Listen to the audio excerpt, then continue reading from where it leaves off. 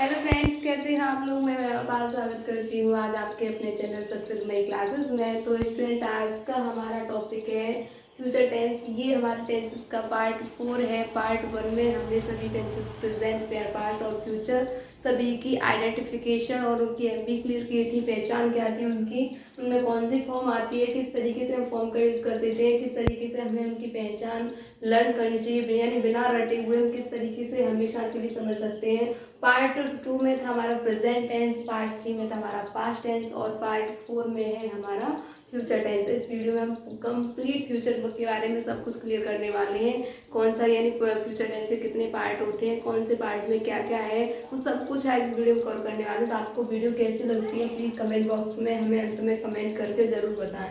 तो चलिए बिना टाइम वेस्ट किए हुए अपनी वीडियो की तरफ बढ़ते हैं। देखते हैं फ्यूचर टेंस, जिसका मीन्स होता है, टेंस मीन्स क्या होता है, काल या समय। जैसे कि मैंने आप लोगों को पहले ही वीडियो में सब कुछ डिफाइन कर दिया था। फ्यूचर मीन्स क्या होता है, भविष्य, यानी भविष्य काल। समय जो हमें भविष्य के बारे में बताए, समय वह समय जो हमें किसके बारे में बताता है, समय भविष्य के बारे में बताता है, वही कहलाता है हमारा फ्यूचर टेंस। फ्यूचर टेंस के भी कितने काइंड्स होते हैं, उसके कितने होते हैं, तो हमारे होते हैं 4। कौन कौन से हैं, इंडेफिनिट है, कंटिन्यूअस है, परफेक्ट है, परफेक्ट कंटिन्यूअस। ये 4 काइंड्स जो है ओनली फ्यूचर के ही नहीं बल्कि प्रेजेंट और पास्ट के भी हैं। अगर आप लोगों ने वीडियो वो वाली देखी होंगी तो आपने एक चीज देख नोटिस किया होगा, वही टाइटल है। उसी तरीके से मैंने टेबल बनाई है यहाँ फ्यूचर की, यही टेबल मैंने बनाई थी पास्ट की, यही टेबल थी हमारी किसकी, प्रेजेंट की। कहने का मीन्स ये है, तरीका वही है, पैटर्न वही है, हर चीज वही है, बस चेंज कहाँ, जहाँ हमारा टेंस का समय चेंज हो जाता है उसी तरीके से हमारी उसी के अकॉर्डिंग हमारी पहचान चेंज हो जाती है और हमारी क्या फॉर्म चेंज हो जाती है। फॉर्म तो वही रहती है हमारे टाइम के अकॉर्डिंग, लेकिन क्या हमारी हेल्पिंग वर्ड चेंज हो जाती है। चलिए देखते हैं। Indefinite, continuous, perfect, perfect continuous किसके भाग हो गए हमारे, किसके काइंड से, हमारे फ्यूचर टेंस की। तो इसकी पहचान क्या, हर चीज देखो, कोई सा भी चीज हमें करने से पहले उसकी आइडेंटिफिकेशन आनी चाहिए। तो इसकी पहचान क्या है, फ्यूचर इंडेफिनिट की पहचान होती है गा, गी, गे। और ये किसके अंत में आते हैं मुख्य क्रिया के अंत। हमारी एमबी होती है, एमबी के अंत में क्या फॉर्म निकलती है, गा, गी, गे, ये है इसकी पहचान। कंटिन्यूअस की बात करके क्या हो जाएगी, रहा होगा, यानी रहा होगा, रही होगी, रहे होंगे, ये किसकी पहचान है, ये है हमारे फ्यूचर कंटिन्यूअस की। बात करें परफेक्ट, तो परफेक्ट मीन्स होता है चुका, लेकिन अगर इसके आगे जुड़ जाता है क्या, फ्यूचर, तो फ्यूचर परफेक्ट मीन्स हो जाता है चुका, होगा, चुकी, होगी, चुके होंगे। Perfect continuous, perfect continuous means होता है रहा प्लस समय, यानी क्या होता है, रहा प्लस समय। जहां रहा, रही, रहे शब्द मिलता है और हमें क्या मिलता है, इसके साथ में मिलता है समय, तो वो होता है हमारा परफेक्ट कंटिन्यूअस। लेकिन अगर इसके आगे जुड़ा होता है हमारा फ्यूचर तो बन जाता है फ्यूचर कंटिन्यूअस। इसकी पहचान हो जाती है रहा होगा, रही होगी, रहे होंगे। यही पहचान, यानी जो मैंने आपको फ्यूचर की पहचान बताई, यही हमारे किसकी, प्रेजेंट की पहचान होती है, यही हमारे पास्ट की पहचान होती है। बस होती है तो समझने की थोड़ी सी पॉइंट की जरूरत होती है हमें यहाँ पे। यानी इंडेफिनिट, यही चीज मान लीजिए रहा मिस होता है, कंटिन्यूअस होता है, तो कंटिन्यूअस रहा सिर्फ कंटिन्यूअस का होता है, ना कि फ्यूचर का, ना परफेक्ट सीधी मीन्स ये ना फ्यूचर का है, ना प्रेजेंट का है, ना ही पास्ट का है। अगर रहा के साथ हम जोड़ देते हैं प्रेजेंट तो ये तो हो जाता है रहा है, अगर हम जोड़ देते हैं पास्ट तो हो जाता है रहा था, लेकिन क्या जोड़ देते हैं फ्यूचर, क्या हो जाता है रहा होगा। यानी इन्हीं से हम अपनी सभी पहचान बना सकते हैं। अब देखते हैं यहाँ पे बना सकते हैं क्या, मैंने बनवाई है, आपको पार्ट 1 में देखना जाके इसी तरीके से मैंने क्लियर करवाया, वहां पे आपको बिल्कुल भी रटवाने की कोशिश तो की ही नहीं है। अभी चल बढ़ते हैं हमारे हेल्प की तरफ। तो हेल्प प्रेजेंट यानी फ्यूचर इंडेफिनिट की होती है विल सेल, फ्यूचर कंटिन्यूअस की हो जाती है विल बी सेल बी, और फ्यूचर परफेक्ट की होती है विल हैव और सेल हैव, यानी विल या सेल प्लस हैव। और फ्यूचर परफेक्ट कंटिन्यूअस की क्या होती है, विल हैव बीन या सेल हैव बीन। मैंने लिख दिया विल या सेल, यानी विल या सेल लगा दो, आपकी जो भी सब्जेक्ट अकॉर्डिंग आती है उसमें प्लस से पीछे से क्या जोड़ दो, हैव बीन। इस तरीके से करोगे तो और इजीली समझ में आएगा।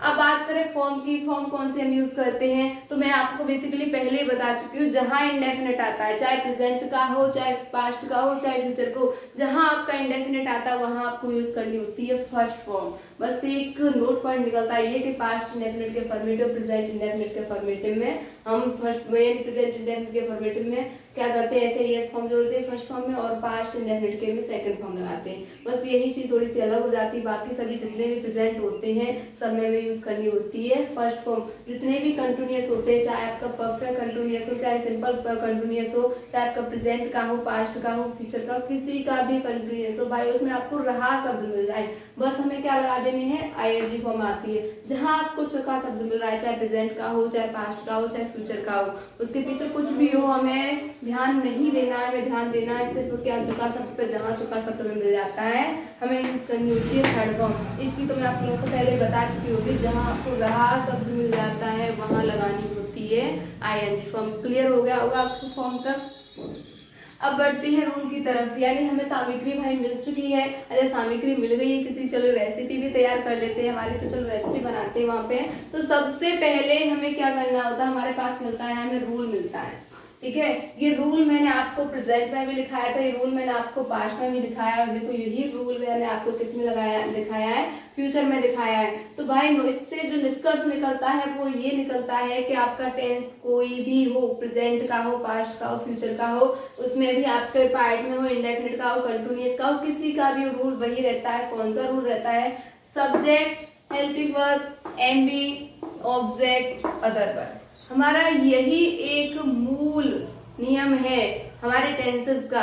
अब मान लीजिए चेंजें कहाँ होती है, बात आती है कि चेंजें कहाँ होती है। तो सब्जेक्ट तो भाई चाहे आपका प्रेजेंट का हो, फ्यूचर का हो, पास्ट का हो, किसी का सब्जेक्ट यूज करते हैं, सब्जेक्ट के बाद हमें लगानी होती है हेल्पिंग वर्ब। तो हेल्पिंग वर्ब भाई हम यूज करते हैं अपने टेंस के अकॉर्डिंग। किसके अकॉर्डिंग चेंज करेंगे, टेंस के अकॉर्डिंग। मान लीजिए हमारा प्रेजेंट इंडेफिनिट का है तो हम डू या डज हेल्पिंग वर्ब यूज करेंगे। प्रेजेंट कंटिन्यूअस का है हम किस टेंस का यूज करेंगे, इज एम आर यूज करेंगे। मान लीजिए पास्ट परफेक्ट हम हैड यूज करेंगे। फ्यूचर परफेक्ट कंटिन्यूअस है तो विल हैव बीन या शेल हैव बीन यूज करेंगे। ये तो हो गई बात हमारी हेल्पिंग वर्ब की।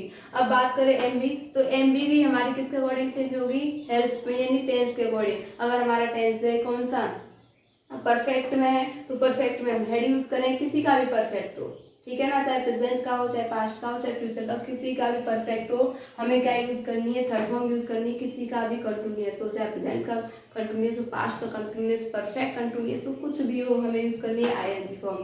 बात आती है अब आगे फॉर्म के बाद में हमें यूज करना होगा ऑब्जेक्ट। तो ऑब्जेक्ट तो जमीन में सेम ही होता है, कहने का मीन्स ये है हमारे एमवी के बाद ही आता है, उसके बाद हमें यूज करना होता है अदर वर्ड। तो यही रूल है बस एक ही आपके सभी टेंस में, जो कि आप अलग अलग करते हो ना, अलग अलग करने की कोई जरूरत ही नहीं है। चलिए बढ़ते हैं अगला नोट पॉइंट। इसमें फ्यूचर में क्या दिया है, जैसे कि आई और वी के साथ हम सेल यूज करते हैं, और अदर सब्जेक्ट जितने भी होते हैं उनके साथ हम क्या यूज करते हैं, विल का यूज करते हैं। यानी जहां देखो आपको फॉर्म मिलती है, जहां आपको हेल्पिंग वर्ब 2 मिलेंगी, 2 या 3 मिलेंगे, तो उनका कोई ना कोई तो लॉजिक होगा, यानी वो अपने अलग अलग सब्जेक्ट के अकॉर्डिंग अलग अलग यूज होंगी। तो यहाँ अगर फ्यूचर की बात करूँ तो फ्यूचर की चाहे कोई से भी टेंस की, फ्यूचर के जो टेंस वर्ब के बटे हुए हैं उनमें से किसी की भी बात हो, सब में आपको एक ही चीज कॉमन देखने के लिए मिलेगी, क्या, विल और सेल। देखो मिल रही है ना, will sell will sell will sell, पीछे हैव जुड़ा है, हैव बीन जुड़ा है, बी जुड़ा है, क्या जुड़ा है, उससे हमें कोई फर्क नहीं पड़ता है। हमने एक चीज उसमें पॉइंट निकाला, वो क्या, वो है विल और सेल। तो इतना याद रखिए,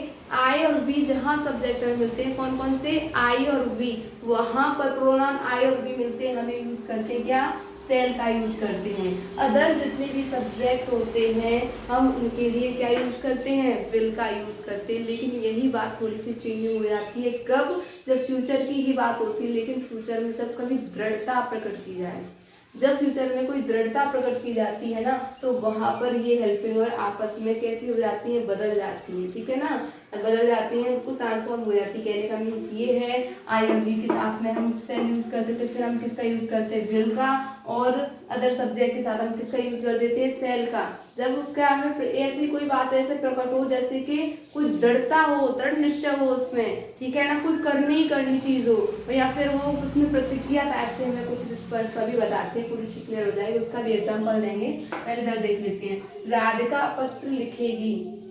हमें मान लीजिए हमें टेंस नहीं आते, बिल्कुल भी नहीं आते, हमें कुछ भी नहीं आता, हमें अब हम करने को दे दिया गया है, हमें आता कुछ है नहीं है, चलो फिर भी ट्राई करते हैं, देखते हैं। कभी भी टेंस ऐसी कंडीशन आए हमें टेंस आते नहीं, ट्रांसलेशन बिल्कुल भी नहीं आती, सबसे पहले पहुंचो पीछे, पीछे जाके नोट करो क्या लिखा है।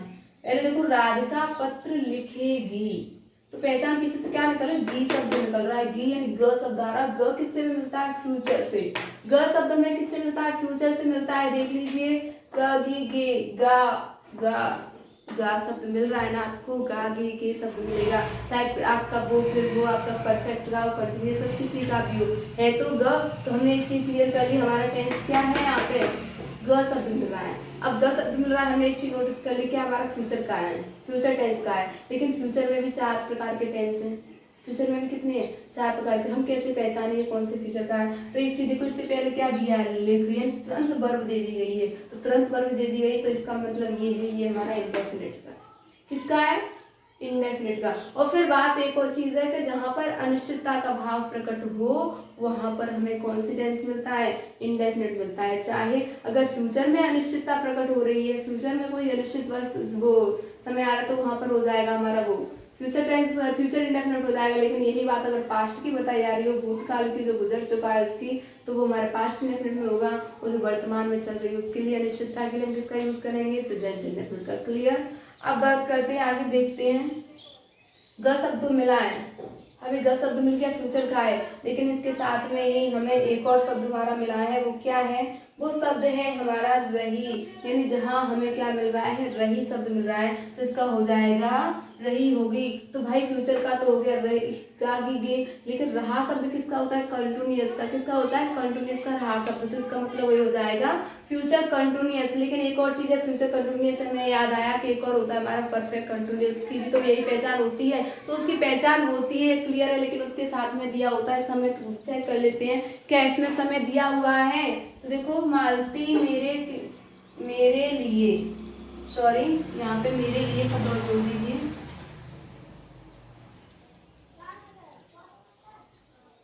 मालती मेरे लिए किताबें ला रही होगी। अब देख लेते हैं, तो यहाँ पर समय तो भाई है नहीं है, समय तो बिल्कुल भी नहीं दे रहा है, कंटिन्यूअस से जारी दिखा रहा है, वो समय क्या है, जारी चल रहा है। लेकिन यहाँ पर उसने क्या है, समय नहीं दिया। इसका मतलब ये क्या है, हमारा फ्यूचर कंटिन्यूअस का है।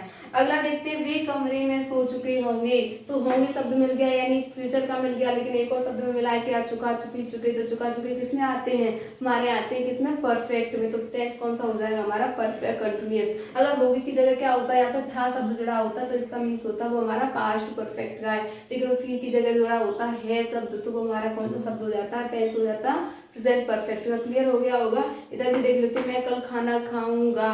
तो गा शब्द मिल गया, उससे पहले ना तो कोई चुका है ना रहा है। इसका मतलब क्या है, हमारा फ्यूचर इंडेफिनिट का है। किसका है, फ्यूचर इंडेफिनिट का। क्लियर हो गया होगा। चलिए अपने रूल के अकॉर्डिंग करते हैं। सबसे पहले हमें लगाना होगा सब्जेक्ट। तो पहले ही मैंने आप लोगों को बता दिया था लास्ट वीडियो में कि सब्जेक्ट वो होता है डूअर, जो कार्य करता है। तो क्रिया के अंत में बस कौन शब्द लगा दीजिए, आपको डूअर यानी करने वाला कर्ता मिल जाएगा।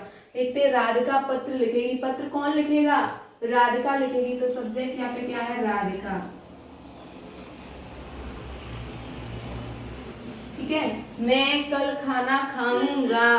मैं क्या करूंगा, खाना खा। लेकिन खाना खाने का कार्य कौन करे, कौन खाना खाएगा, मैं। तो मैं शब्द आ रहा है ना, तो आई प्रोनाउन की यूज कर देंगे। यहाँ पे क्या है, मालती मेरे लिए किताबें ला रही होगी। तो किताबें लाने का कार्य कौन कर रहा है, यहाँ पे मालती कर रही है। तो यहाँ पे हो जाएगा मालती। इधर देखते हैं, वे मेरे कमरे में सो चुके होंगे। सॉरी, वे कमरे में सो चुके होंगे। तो कौन सो चुका होगा, सोने का जो कार्य क्रिया है, क्रिया किसने की है, वे। तो इसके लिए हम प्रोनाउन क्या यूज कर देंगे, इसकी देख। क्लियर हो गया सभी का सब्जेक्ट। देखो वैसे ही टेंस अलग अलग है, कोई इंडेफिनिट का, कोई कंटीन्यूअस का, कोई परफेक्ट का। लेकिन मैं यहाँ देखो कितने क्लियर तरीके से आप लोगों को साथ में ही करके बता रही, जिससे कोई भी आप लोगों को कंफ्यूजन ना हो। अब देखिए, हमारा सबका सब्जेक्ट हो गया। अब सब्जेक्ट का जरूरत होती है हमें हेल्प वर्ब की। किसकी, हेल्प वर्ब की। तो ये फ्यूचर इंडेफिनिट का। तो फ्यूचर इंडेफिनिट हम क्या यूज करते हैं, विल या शैल। तो राधिका के साथ हम क्या यूज कर देंगे, विल। इधर बात करें तो आई प्रोनाउन, आई के साथ हम क्या यूज कर देंगे, सेल यूज करेंगे। क्लियर हो गया।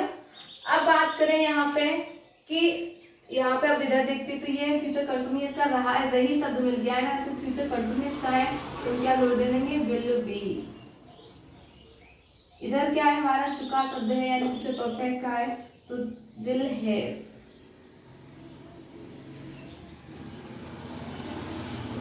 क्लियर हो गया होगा, हेल्पिंग वर्ब तक सभी को क्लियर हो गया ना। अब बढ़ते हैं क्या हमारे एमबी की तरफ। तो एमबी की फॉर्म कौन सी यूज करनी है, तो बताइए, मैंने आप लोगों को एक चीज बताई थी, फ्यूचर का याद मत करो कि फ्यूचर में क्या यूज करनी है, फ्यूचर इंडेफिनिट कंटिन्यूअस, सिर्फ इतना याद रखो इंडेफिनिट में हमें यूज करनी है फर्स्ट कॉन्टिन्यूअस, चाहे प्रेजेंट परफेक्ट, चाहे प्रेजेंट पास्ट फ्यूचर तो छोड़ो, बस इतना याद रखो, चाहे सिंपल कॉन्टिन्यूअस हो चाहे परफेक्ट कॉन्टिन्यूअस हो, कोई सा भी कॉन्टिन्यूअस, बस कॉन्टिन्यूअस हो यानी रहा शब्द मिल जाए, हमें क्या लगानी है, कौन क्या लगानी है, आईएनजी फॉर्म लगानी है, किस में लगाएंगे, एमबी में, ठीक है ना। जहां चुका शब्द मिल जाएगा यानी परफेक्ट मिल जाएगा उसमें क्या लगानी है, मैं थर्ड फॉर्म तो चलिए कर दीजिए, इधर क्या इंडेफिनिट है तो मैं वर्ब एमबी में तो लगानी है, एमबी इसमें मेन काम क्या हुआ, लिखने का, तो फर्स्ट फॉर्म इसकी यूज होगी। इधर किसका काम हुआ, लाने का, तो इसमें कौन सी फॉर्म यूज होगी, आईएनजी,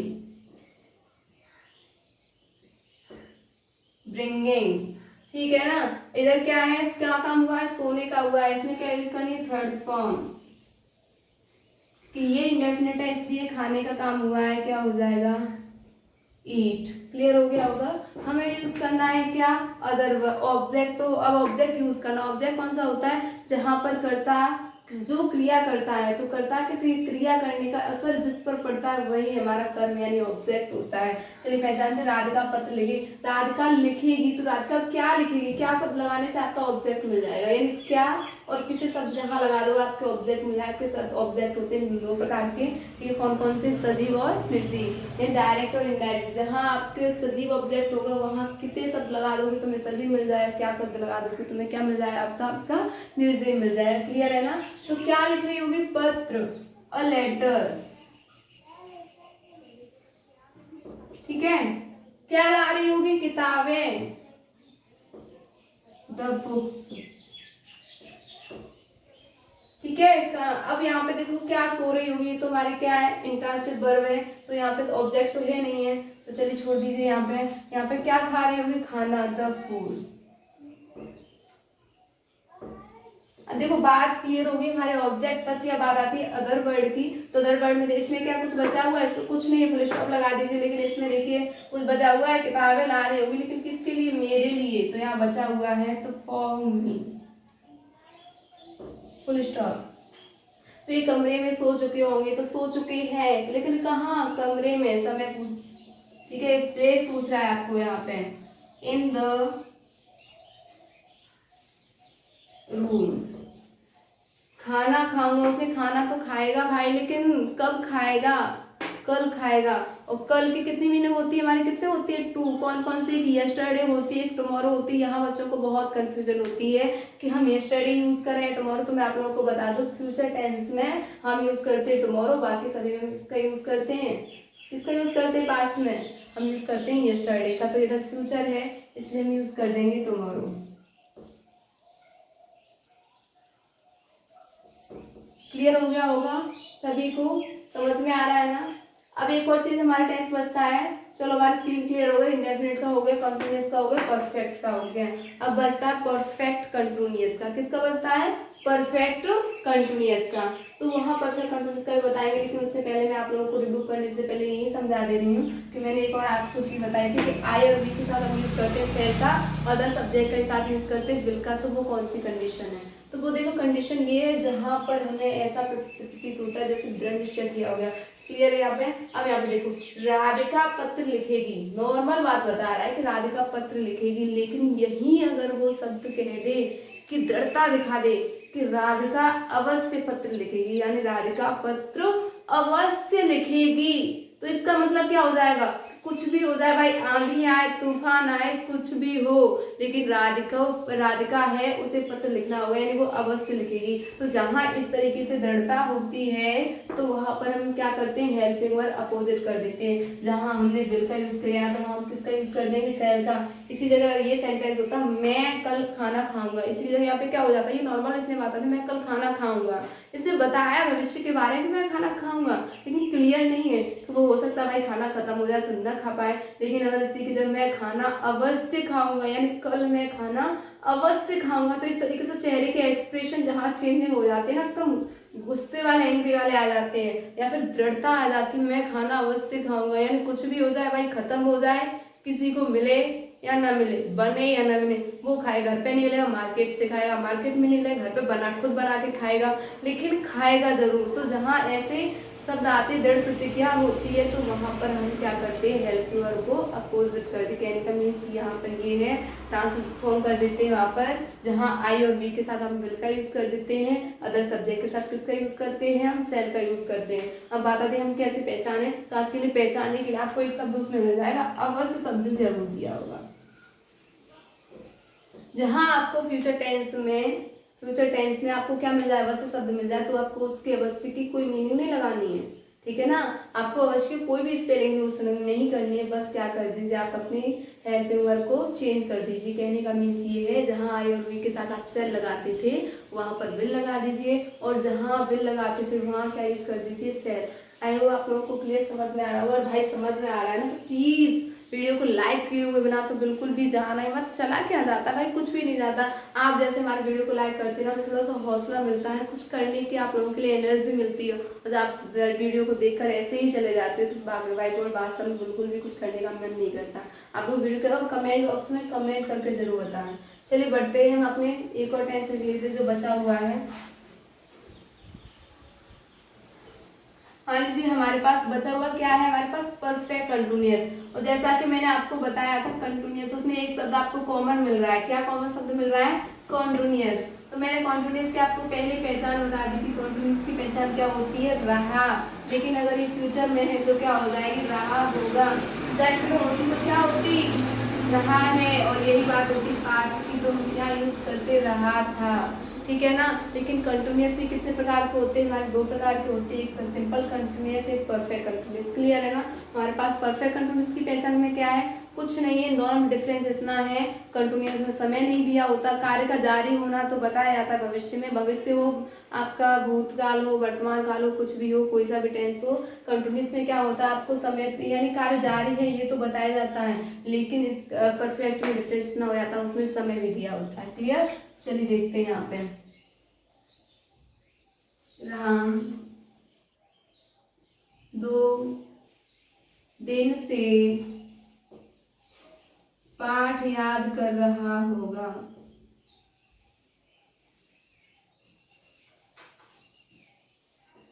क्लियर है ना। अब देखते हैं यहाँ पे, होगा शब्द मिल गया, फ्यूचर मिल गया, भाई क्या मिल गया हमें, फ्यूचर रहा मिल गया, यानी कंटिन्यूअस मिल गया। लेकिन एक और चीज देखते हैं, समय तो ढूंढो भाई, समय भी है 2 दिन से, तो इसका मतलब ये फ्यूचर परफेक्ट कंटिन्यूअस है। तो फ्यूचर परफेक्ट कंटिन्यूअस है तो वही रूल है, आपको कोई भी चीजिंग नहीं करनी है। करना क्या, सबसे पहले पार्ट कौन याद कर रहा होगा, राम,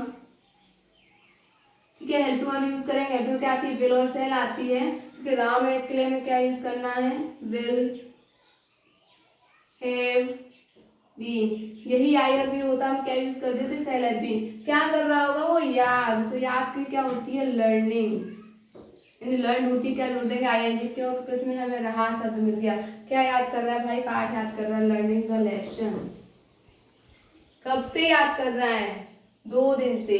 तो भाई से के लिए हम क्या लगा, तो आप लोगों को यहाँ बता दे रही, से की 2 मीनिंग होती है आपकी, कौन कौन सी होती है, एक होती है सिंस, दूसरी होती है फॉर। कौन कौन सी होती है, सिंस और फॉर, ठीक है। यानी सिंस आता है तो डेफ, जब वो टाइम तो है, लेकिन भाई टाइम भी 2 प्रकार का हो जाता है, एक डेफिनेट टाइम, एक इनडेफिनेट टाइम। डेफिनेट टाइम है निश्चित समय, इनडेफिनेट अनिश्चित समय। तो जो निश्चित समय होता है उसके लिए हम सिंस का यूज करते हैं, अनिश्चित समय होता है फॉर का यूज करते हैं। अब बात आती है हम कैसे पहचाने, तो एक चीज आप पहचान लीजिए, जहां आपको ईयर मिल रही है, क्या मिल रही है आपको, जहां आपको ईयर मिल रही है 2 वर्ष, और ये उसकी नंबरिंग में ईयर मिल रही है आपको, नंबरिंग में यानी संख्याओं के साथ में, 2 साल, 3 साल, 4 साल, 10 साल, 20 साल, 100 साल। तो ये हमारे क्या 100 साल आपको क्लियर है, नहीं है ना। तो वहां पर आप किस में हो जाएगी, फॉर के साथ जाएगा। लेकिन 100 साल की जगह वहीं आपको दे दे क्या, सन 1990, सन 1880, ठीक है ना, 2016, इस तरीके से आपको सन देता है तो आप किस पे पहुंच जाएगा, सेंस में। अगर आपको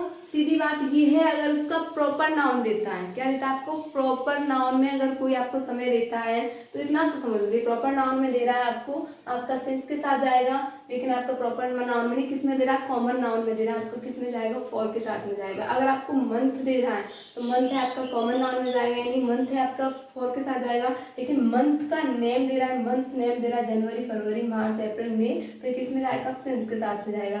डे दे रहा है आपका 2 दिन, 3, 4 दिन, 5 दिन, 6 दिन, 10 दिन, आप किसके साथ, फॉर के साथ जाएगा। लेकिन दिनों के नाम दे रहा है, संडे, मंडे, ट्यूसडे, वेडनेसडे, आपके किसके जाएगा, सिंस के साथ जाएगा, ठीक है ना। अगर आपके घंटे दे रहा है, समय दे रहा है घंटों में, तो घंटों मिनटों में दे रहा है, फॉर के साथ जाएगा। लेकिन यही आपको समय दे रहा है बजे में, 2 बजे, 3 बजे, 4 बजे, तो किसके साथ जाएगा, सिंस के साथ जाएगा। अगर आपको क्या दे रहा है, आपको समय दे रहा है ऐसे सुबह, शाम, दोपहर, रात, तो ये जाएंगे हमारे किसके साथ में, सिंस के साथ में, ठीक है ना। क्लियर हो गया होगा आपको। तो चलिए बढ़ते हैं, यहाँ देखते हैं लर्निंग द लेसन। अब से के लिए हमें 2 यूज करनी है, क्या, एक सिंस और एक फॉर। तो उससे पहले हमें ये चीज देखनी होगा हमारा समय कैसा है, डेफिनेट टाइम है एंड इंडेफिनिट टाइम है। तो 2 दिन, क्या आपको मालूम है कौन से 2 दिन है, नहीं है ना। सोमवार वाले 2 दिन है, कौन से 2 दिन है, मंगल, सोमवार, सोमवार और मंगल है, या मंगल बुध है, बुध बृहस्पति है, पता नहीं, संडे मंडे कौन सा दिन है, क्लियर नहीं है ना। तो यहाँ पर हम यूज करेंगे फॉर का, फॉर 2 डेज। क्लियर हो गया होगा ना, आई होप आप लोगों को समझ में आ रहा होगा। तो ये तो थे हमारे फ्यूचर के 4 पार्ट, यानी 4 प्रकार कैसे हो गए। अब बात करते हैं, उसमें भी आती है अफर्मेटिव, नेगेटिव, इंटेरोगेटिव। तो अफर्मेटिव का तो देखिए करवा ही दिया, नेगेटिव में भाई क्या होता है। तो नेगेटिव में देखो हमें करना क्या है, किसी का भी नेगेटिव, चाहे आपका पास्ट का हो, चाहे आपका फ्यूचर का हो, चाहे आपके इंडेफिनिट के, किसी का भी नेगेटिव हो, हमें क्या करना होता है, जो हमारी हेल्पिंग वर्ब होती है, हेल्पिंग वर्ब के जस्ट बाद में हमें क्या यूज करना होता है, नोट लगाकर हम अपना क्या बना देते हैं, नेगेटिव बना देते हैं। लेकिन बात करें इंटेरोगेटिव की, तो इंटेरोगेटिव भी 2 प्रकार के होते हैं, एक जो हेल्पिंग वर्ब से स्टार्ट होते हैं, एक जो क्वेश्चन वर्ड से स्टार्ट होते हैं। तो जो सिंगल इंटेरोगेटिव होते हैं वो होते हैं यानी क्या शब्द से शुरू होते हैं, तो जहां आपको सब्जेक्ट से पहले क्या शब्द मिलता है, तो आपको कुछ नहीं करना है, बस हमारी जो हेल्पिंग वर्ब है उसे सब्जेक्ट से पहले रख दीजिए और अंत में क्या लगा दोगे, फुल स्टॉप की जगह क्वेश्चन मार्क लगा दीजिए, आपका सिंगल इंटेरोगेटिव बन जाएगा। लेकिन बात करें डबल इंटेरोगेटिव की, जहाँ प्रश्नवाचक शब्द बीच में दिए होते हैं, क्वेश्चन वर्ड, जैसे कि क्या वो राम 2 दिन से घर क्यों नहीं जा रहा होगा, तो आपको इस तरह से क्यों, कब, क्या, कैसे, इस टाइप से क्वेश्चन वर्ड मिलते हैं। तो आपको क्या करना है, सबसे पहले क्वेश्चन वर्ड यूज करिए, उसके बाद हेल्पिंग वर्ब है, उसके बाद हमें क्या यूज करना है, आपका सब्जेक्ट है, उसके बाद में एम भी है, अगर नेगेटिव है तो यहाँ पर आप नॉट भी लगा सकते हो, क्लियर है ना। और फिर हमें ऑब्जेक्ट है, अदर वर्ड है, उसी तरीके से हमें पूरा का पूरा अपना सेंटेंस क्लियर कर देना है। ये मैंने सभी इस फ्यूचर का ही नहीं, मैंने सभी के आपको नेगेटिव इंटेरोगेटिव बता दिए, किसी भी टेंस का हो, ठीक है ना। तो आप लोगों को वीडियो कैसे लगी प्लीज कमेंट बॉक्स में कमेंट जरूर करें। हाँ, अगर आप लोगों को वीडियो पसंद आती है तो प्लीज उसके अपने लाइक के रूप में आप हमें सब्सक्राइब कर सकते हैं। आपके जैसे जैसे मेरे सब्सक्राइब बढ़ेंगे तो मुझे उम्मीद है, मुझे समझ में आएगा आप लोगों को मेरी वीडियो पसंद आ रही है। तो वीडियो देखने के लिए आपका बहुत बहुत धन्यवाद।